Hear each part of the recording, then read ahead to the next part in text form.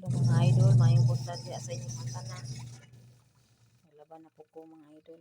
Hindi na lang ko ang palabaan eh. Hindi lang, kayahon na ni. Kami katulog.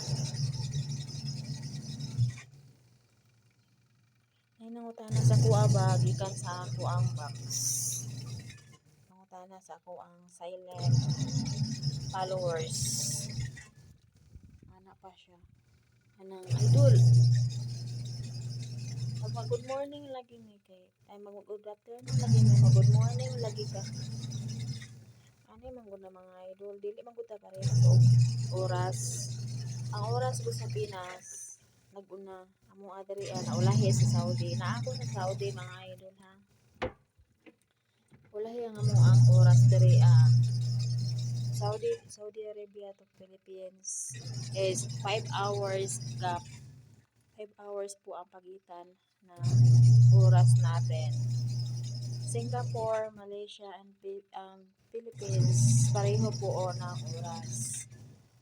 Tapos, dito sa amin, 5 hours po dito sa amin ang gap sa Pinas.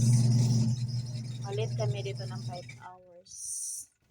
Una ang Pinas magabi at dito sa amin hapon. Kaya yung mga reply ko sa inyo, iba-iba. Hindi tayo kasi pag gabi na dyan, siyempre afternoon pa dito sa amin. Diba? Pag alas 5 na dyan, dito sa amin is alauna or alas 12. Alauna, 5 hours eh. Alas 12 dito sa amin to 5 p.m. sa Pinas. Tanghali, tapos hapon sa inyo. Ganun lang yun. Kaya yung mga reply ko sa inyo, parang iba. Kailangan naman mag-reply ako na. Minsan nga yung sabihin ko na magandang hapon din sa inyo dyan. Kasi late kami dito, late ang oras namin mga idol. Sana nasagot ko yung mga tanong. Dito naman sa Saudi at saka Dubai, 2 hours po ang pagitan. 2 hours ang pagitan Saudi to Dubai. Yan. Kuwait and Saudi, 1 minute lang din ang pagitan.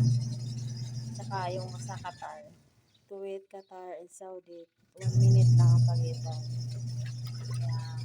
Sana ay naliwanagan sa akin mga explanation. Naglalaba pa ako ngayon guys at matindi ang init dito sa labahan ko. Bababa na naman ako at saka mag-vacuum na po ako doon sa loob. Nakatapos ko lang nag-arrange, naglilinis ng mga sa taas, vacuum na lang at saka tapos babalik naman ako dito, mag-dryer, mag-washing ulit kasi apat na wash to eh. At kumusta na po ang mga kabayan dyan na nandito sa Arab country or Middle East? Okay pa ba kayo sa ating puyatan? Walang tulugan? Makatulog man minsan pero konti lang, pero laban lang mga kabayan. Ganun talaga ang buhay, katulog. Kaya ayun, maingay ang aking washing kasi nagwawash na. Okay, bye-bye na mga idol. Sana po maliwanag po ang aking explanation sa inyo. Again, 5 hours po ang pagitan.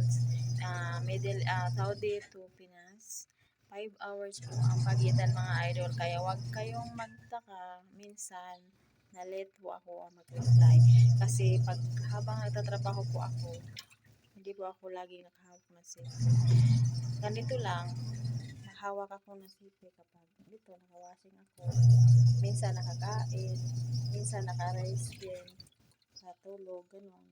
Kaya hindi ako lagi nakahawak ng cellphone.